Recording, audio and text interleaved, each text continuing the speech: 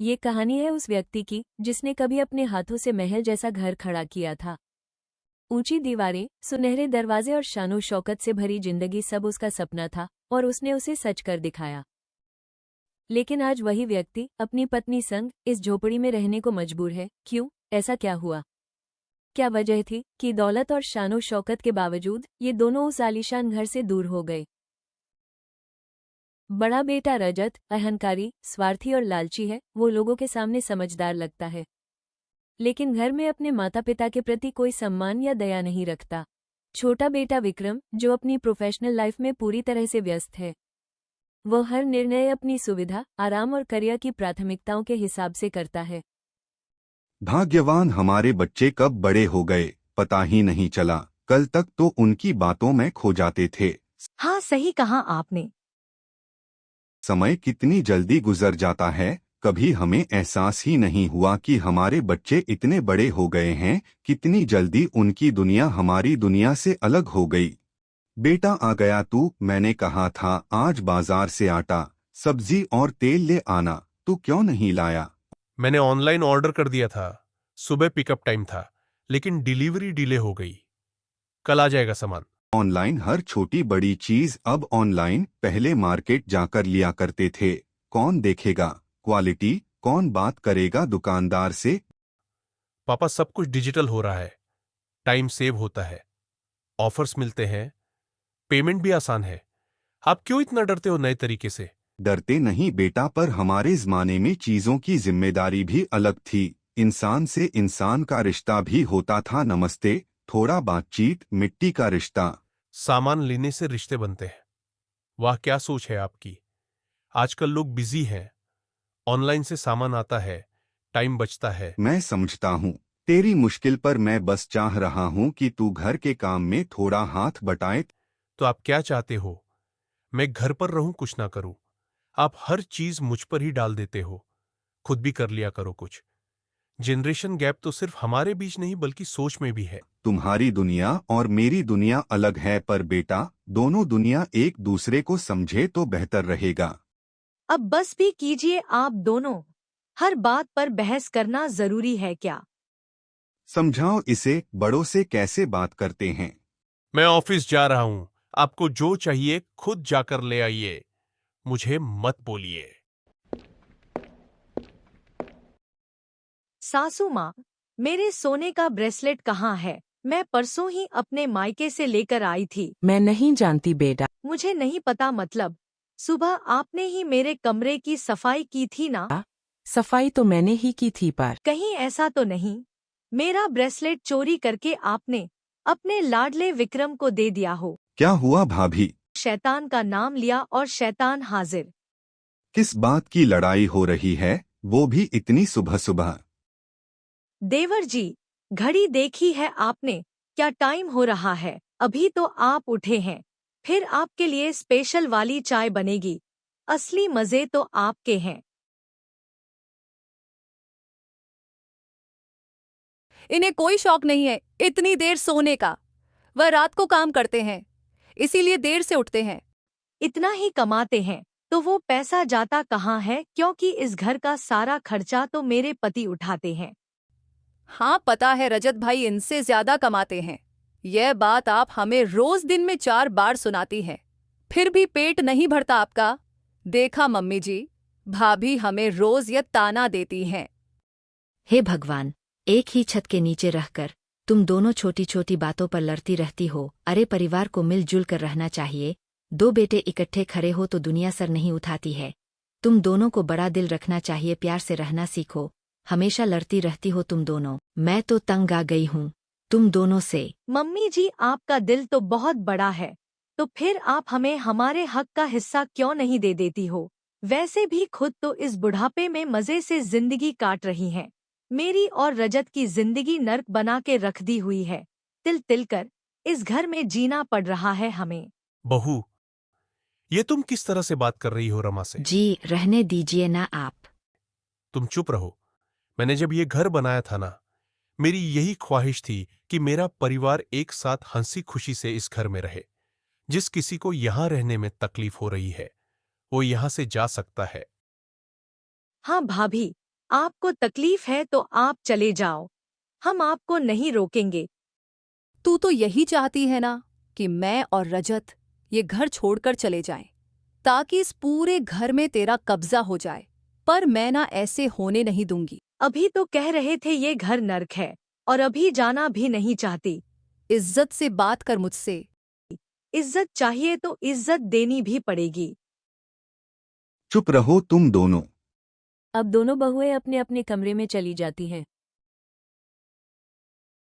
बेटा, इस महीने की मेरी दवाइयाँ खत्म हो गई हैं। डॉक्टर ने नई प्रिस्क्रिप्शन लिखी है, आते समय ले आना। विक्रम, आते समय पापा की दवाइयाँ ले आना। भैया, मेरी अभी सैलरी नहीं आई है। जब सैलरी आएगी तब मंगवा देना।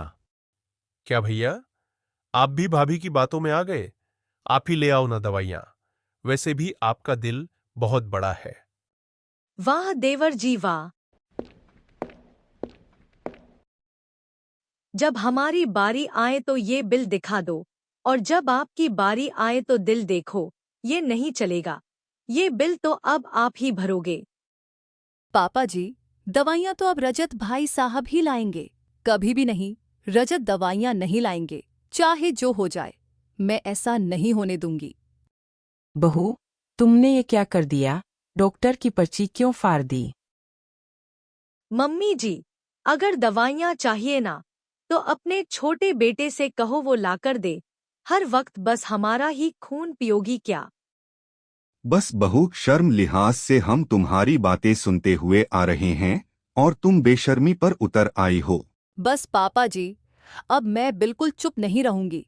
आप लोगों ने हमारे ऊपर जो अत्याचार किए हैं ना, अब उसका हिसाब किताब लेकर ही रहूंगी।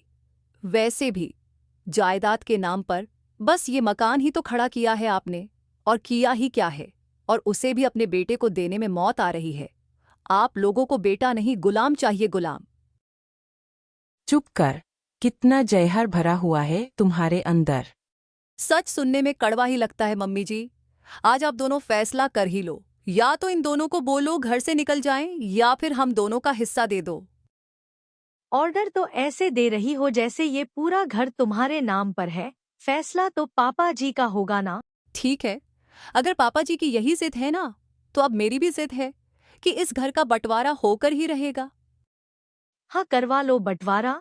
हमें भी नहीं रहना, तुम्हारे साथ रोज रोज लड़ाई करके जीना हराम कर दिया है। तुम दोनों पागल हो गई हो क्या? इस घर का बंटवारा कैसे होगा? हम बताते हैं कैसे होगा बंटवारा। यह सब क्या है? आप दोनों ने अपना अपना हिस्सा बात तो लिया, हमारा क्या? हम लोग कहाँ रहेंगे? पापा जी को विक्रम संभालेगा। मम्मी रजत भैया के साथ रहेगी। तुम दोनों का दिमाग तो नहीं खराब हो गया है? क्या समझ रखा है? क्या बोले जा रहे हो? मैं और रमा एक साथ रहेंगे। हाँ, तो एक काम कीजिए, आप दोनों ही भाभी के साथ रहिए। जब हिस्सा बराबरी का बट रहा है, तो जवाबदारी भी बराबरी की होगी। और फिर हम दोनों का बोझ क्यों उठाएं? बोझ? अच्छी मिसाल दी। तुम दोनों ने अच्छी मिसाल पेश की है। पतीले, कटोरे, चमचे, यहाँ तक के माँ बाप को भी बांट दिया। मम्मी जी, आप हमें क्यों दोष दे रही हैं? ये सब कुछ पापा जी की वजह से हो रहा है। जब उन्हें हमारा हिस्सा नहीं देना है तो आप लोगों को अब ऐसे ही रहना पड़ेगा। अपना सामान लीजिए और हमारे साथ चलिए।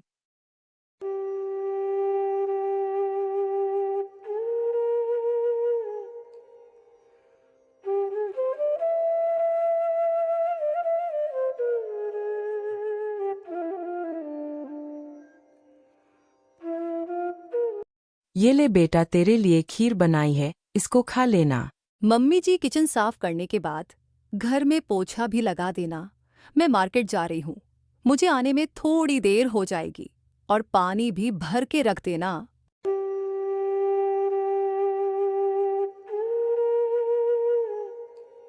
अरे रमा, संभल के, चोट तो नहीं लगी?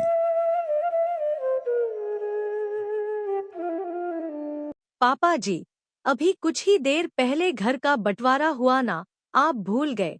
आपका उस घर से कोई रिश्ता नहीं है। अब इस घर की फिक्र कीजिए और लाइए, कुछ पैसे दीजिए, राशन लाना है। मेरे पास पैसे नहीं हैं। जेब में एक ठेला भी नहीं है, तो फिर इस घर को क्यों छाती से चिपका के रखा है? बेच दो इसे, अच्छा दाम मिल जाएगा और हमें हमारा हिस्सा भी मिल जाएगा।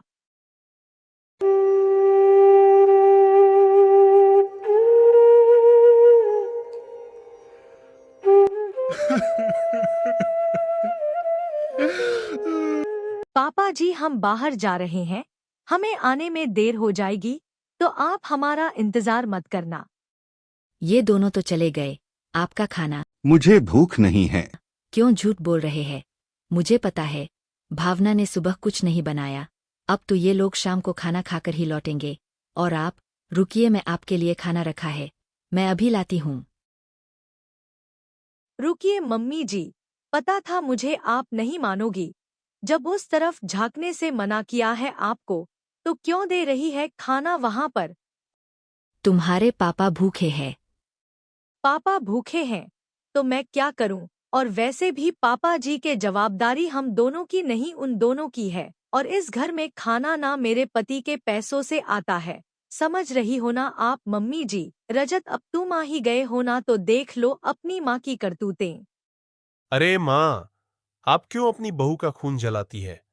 हमारा खाती है, हमारे साथ रहती है, कम से कम इतने तो सगे बन के रहिए ना। रोज का है, चलो अंदर तुम यार।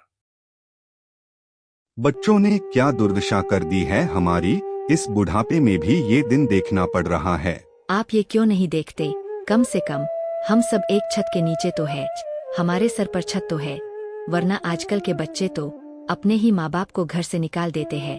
चाहे कितना भी बुरा हो जाए, तू उसमें अच्छाई निकाल ही लेती है। रमा, तुमने इस घर को जोड़े रखने के लिए क्या कुछ नहीं किया, लेकिन इन लोगों ने तुम्हारी तपस्या को विफल कर दिया। आप ऐसा मत कहिए, तपस्या कभी विफल नहीं होती। और आप हताश क्यों हो रहे हो? समय के साथ सब ठीक हो जाएगा। आप मेरी आंखों के सामने हैं, यही मेरे लिए काफी है, क्योंकि आप मेरी ताकत है। मम्मी जी, आज से आप यहाँ सोएंगी, कमरा गंदा करने की कोई जरूरत नहीं है। हे भगवान, मैं यहाँ कैसे सोऊंगी?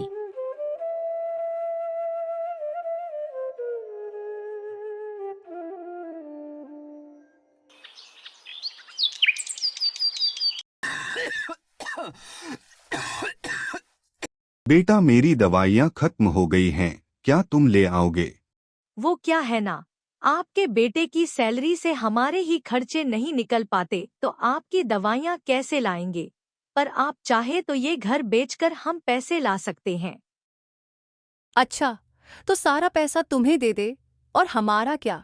मम्मी जी, आप कहती क्यों नहीं कुछ अपने पति से कि इस घर पर ज्यादा हक हमारा है? मैं तुम दोनों के आगे हाथ जोड़ता हूँ, भीख मांगता हूँ, बस करो, ऐसा मत करो हमारे साथ। ये घर जिसके लिए तुम आपस में लड़ रहे हो, इसमें तुम्हारा बचपन बसा है। जब तुम छोटे थे हमने कभी तुम्हें अलग नहीं किया, तुम दोनों बेटों को एक साथ खिलाया, पढ़ाया, तुम्हारी हर छोटी छोटी जरूरतें हमने पूरी की। जमीन जायदाद का बंटवारा तो सुना था, पर तुमने तो अपने माँ बाप का ही बंटवारा कर दिया। क्या इसी दिन के लिए हमने तुम दोनों को पैदा किया था? आजकल की औलादें माँ बाप को नहीं पाल सकती, बूढ़े होने पर बोझ समझ लिया जाता है। जब छोटे थे तो हमारी उंगली पकड़कर चलते थे, आज इतने बड़े हो गए कि हमें ही रास्ते से हटाने लगे हो। क्या यही दिन देखने रह गया था? अब बस बहुत हो गया, तुम दोनों रहो इस घर में, मैं और रमा जा रहे हैं ये घर छोड़कर। तुम दोनों को जो करना है करो।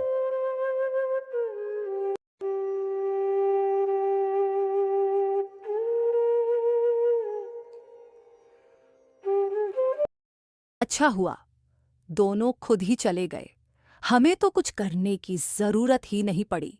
ऐसा लग रहा है जैसे कोई बोझ उतर गया हो। सोचा नहीं था इतनी आसानी से हट जाएंगे। वाह, क्या सोच है तुम्हारी! शर्म नहीं आती तुम्हें? मेरे माँ बाप को घर से निकाल दिया और तुम यहाँ खुशी मना रही हो। किस तरह की औरत हो तुम? क्या तुम्हारे पास दिल नहीं है? तुम्हें आजादी चाहिए थी ना? आजादी के नाम पर तुमने मुझे अनाथ बना दिया और मैं भी कितना पागल था जो तुम्हारी बातों में आ गया और उन्हें इतना भला बुरा सुनाया। तुम्हारी वजह से मुझे अपनी गलती का एहसास हो गया है और मैं अपने माँ बाप को लेने जा रहा हूँ। इतनी परेशानी है तो तुम इस घर से जा सकती हो। अब दोनों बेटों को अपनी गलती का एहसास हो जाता है और वो अपने माँ बाप को लेने जाते हैं और उनसे माफी भी मांगते हैं। जब वो घर आ जाते हैं तो उनकी बहुएं उनका स्वागत करती है और उनसे माफी भी मांगती है। फिर सारा परिवार खुशी से एक साथ रहता है।